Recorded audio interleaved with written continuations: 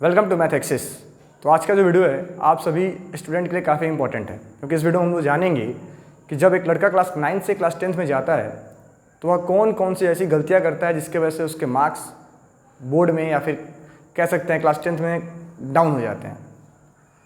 तो इन मिस्टेक्स को हम लोग जानेंगे और इनको अवॉइड करने की कोशिश करेंगे, यानी कहने का मतलब कि इनको इन मिस्टेक से हम बचेंगे। तो सबसे जो पहला और कॉमन मिस्टेक है कि जब हम लोग क्लास 9 से क्लास 10th में जाते हैं तो हमारे अंदर सबसे पहला जो आता है कि हमारे अंदर डर आ जाता है। डर कहने का मतलब कि हम लगते हैं डरने कि हमें बोर्ड देने जाना है और हम क्लास 10th को बहुत ही ज़्यादा बर्डन समझ लेते हैं। हमें ऐसा लगता है कि क्लास 10th बहुत ही एक डिफ़िकल्ट क्लास है जिसको हमें पढ़ने के लिए कुछ एक्स्ट्रा एफर्ट लगाना पड़ेगा, लेकिन ऐसा कुछ नहीं है। अगर आप क्लास 9th और क्लास 10th को कंपेयर करते हैं तो जो आपका क्लास 10th है वो क्लास 9th के कंपेरिजन में हम कह सकते हैं कि सिंपल ही पड़ता है, ईजी पड़ता है। इसका सबसे बड़ा जो मेन रीज़न है वो रीज़न यह है कि आप बहुत कुछ बेसिक्स टर्म्स को जिन्हें हमें क्लास 10th में पढ़ना है उसके बारे में आप ऑलरेडी क्लास 9th में पढ़ चुके होते हैं, उसके बारे में आप जान चुके होते हैं।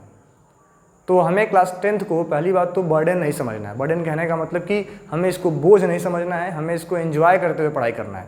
अब ऐसा नहीं कि हम ये सोचने लगे कि हम क्लास 9 से क्लास 10th में आ गए हैं और हमारे ऊपर कुछ एक्स्ट्रा कह सकते कुछ एक्स्ट्रा हमारे ऊपर लोड आ गया है, कुछ हमारे ऊपर ऐसा एक चीज़ दे दिया गया है जिसके वजह से हम क्लास 10th को समझने लगे कि हमारे लिए बहुत ही ज़्यादा डिफिकल्ट है। ऐसा कुछ नहीं है। दूसरी बात, हमें जो हमारे कुछ अपने पर्सनल हॉबीज़ हैं उनको इग्नोर नहीं करना है। मैंने ऐसे बहुत बच्चों को देखा है जो क्या करते हैं कि जब वो क्लास 9 से क्लास 10th में आते हैं तो जो उनके कुछ अपने पर्सनल हैबिट्स हैं, पर्सनल हॉबीज़ हैं, जैसे क्रिकेट खेलना या फिर कोई भी गेम जो लड़के को पसंद है वो खेलना, दोस्तों के साथ घूमना, या फिर कह सकते हैं कि कुछ ऐसे चीज़ें हैं जो उनको करना अच्छा लगता है उसको वो इग्नोर करने लगते हैं, क्योंकि उनको लगता है कि हमें क्लास 10th में बहुत ज़्यादा टाइम देने की ज़रूरत है पढ़ाई पे। लेकिन ऐसा कुछ नहीं है। अगर आप इन सब चीज़ों से दूर जाएंगे तो आपका धीरे धीरे पढ़ाई से मन हटने लगेगा, आपको पढ़ाई एक बोझ लगने लगेगी। आपको ऐसा लगेगा कि हमें बहुत ज़्यादा पढ़ना है और आपको लगेगा कि पढ़ाई क्या है, एक बर्डन है। तो हमें अपने क्लास 10th के पढ़ाई के साथ साथ अपने हॉबीज़ को भी फॉलो करना है। अगर आपको क्रिकेट खेलना अच्छा लगता है तो आप क्रिकेट खेलें, हाँ, लेकिन आपको इतना ध्यान रखना है कि हमें टाइम मैनेजमेंट करना है कि हम अपने जो हमारे पर्सनल कुछ हैबिट्स हैं, जो हमारी कुछ पर्सनल अपनी हॉबीज़ हैं, जैसे क्रिकेट खेलना, किसी को गाने का शौक़ होगा, किसी को ड्राइंग बनाने का शौक़ होगा, तो ये सब करते हुए अपनी पढ़ाई को कंटिन्यू करें। किसी को हमें छोड़ना नहीं है और इन पढ़ाई को एज ए एन्जॉयमेंट लें, एंजॉय करते हुए पढ़ें। ऐसा नहीं कि पढ़ाई को आप बर्डन समझ लें। हाँ, दोनों चीज़ों को ऐसा मैं नहीं कहता कि आप सिर्फ खेलने पर टाइम दें, ना मैं ऐसा कह रहा हूँ कि आप सिर्फ पढ़ने पर टाइम दें। दोनों चीज़ों को एक साथ लेके चलें ताकि आप पढ़ाई को एंजॉय कर सकें और पढ़ाई अपनी आगे कर सकें।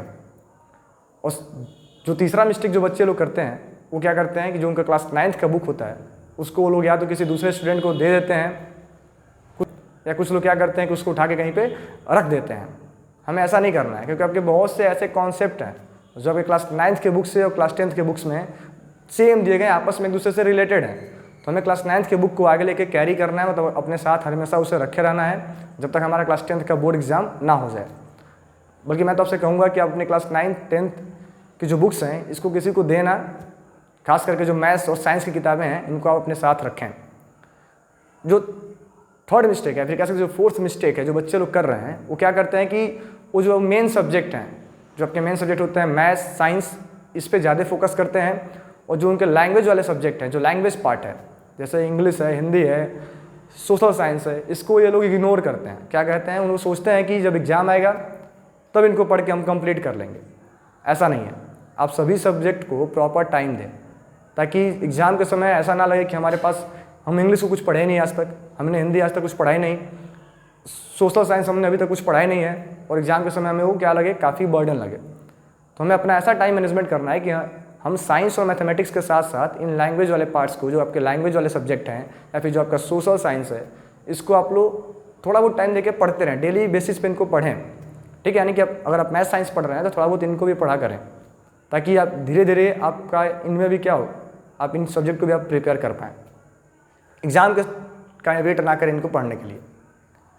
जो फिफ्थ मिस्टेक है जो स्टूडेंट करते हैं वो ये है कि जब आप क्लास 9 से क्लास 10th में जाते हैं तो आप यूट्यूब से, अपने सीनियर से या फिर अपने टीचर से या फिर अपने किसी जानने वाले रिलेटिव से पूछ करके डिफरेंट बुक्स कलेक्ट करना शुरू कर देते हैं, डिफरेंट बुक्स को पढ़ना शुरू कर देते हैं।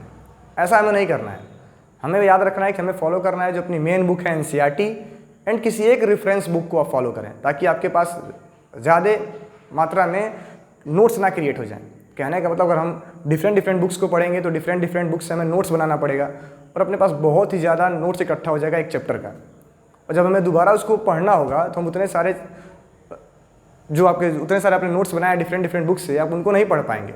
लेकिन अगर आपके पास लिमिटेड सोर्स होगा, कहने का मतलब कि अपने सोर्स को लिमिटेड करें, ऐसा नहीं कि बहुत ज़्यादा फैला दें कि हम कोई चैप्टर पढ़ रहे हैं मैथ्स का तो उसको हम कई सारे टॉपिक्स में कई जगह से उठा करके नोट कर लें, ऐसा नहीं करना है। आप 1 या 2 बुक फॉलो करें, उनको अच्छे से पढ़ें, ज़्यादा वाइड ना करें, लिमिटेड सोर्स इकट्ठा करें ताकि जब आपका एग्जाम आए तो उसको रिवाइज करना ईजी हो। क्योंकि जब क्लास 9 से क्लास 10th में जाते हैं तो आपके दिमाग में बहुत सारे कन्फ्यूजन होते हैं, जिसके चलते आप डिफरेंट राइटर्स की बुक लेकर पढ़ना शुरू कर देते हैं। और आखिरी जो मैं मिस्टेक आपसे बताना चाहूँगा कि आप जो भी स्टूडेंट हैं, अगर आप किसी यूट्यूब चैनल से पढ़ रहे हैं या फिर आप कोई रेफरेंस बुक पढ़ रहे हैं या फिर कहीं से कोई आप नोट्स बना रहे हैं, तो उसको सिर्फ वीडियो लेक्चर्स देख करके या फिर टीचर का सिर्फ लेक्चर सुन करके ना छोड़ दें। उसका नोट्स बनाएं, खुद से उसका हैंड रिटन नोट्स बनाएं, खुद उसका नोट्स प्रिपेयर करें, ठीक है। एंड जो सबसे इंपॉर्टेंट बात है, टाइम टेबल। बहुत लोग क्या करते हैं, जब क्लास 9 से क्लास 10th में जाते हैं तो एक बहुत ही अच्छा सा एक टाइम टेबल बना लेंगे, ऐसा टाइम टेबल क्रिएट करेंगे जिसको फॉलो ही नहीं कर पाएँ। तो हमें ऐसा कोई टाइम टेबल नहीं बनाना है, हमें बस पढ़ाई रेगुलर बेसिस पे करना है। टाइम टेबल आप बनाएं, लेकिन ऐसा टाइम टेबल बनाएं जिसको आप फॉलो कर सकें। दिन में आप 2 से 3 घंटे ही पढ़ाई करें, लेकिन रेगुलर बेसिस पे करें। अब ऐसा नहीं कि हमने एक बहुत ही लंबा चौड़ा टाइम टेबल बना लिया कि हम इतने बजे जगेंगे, इतने बजे सो जाएंगे और उसको हम फॉलो कर ही नहीं पा रहे हैं।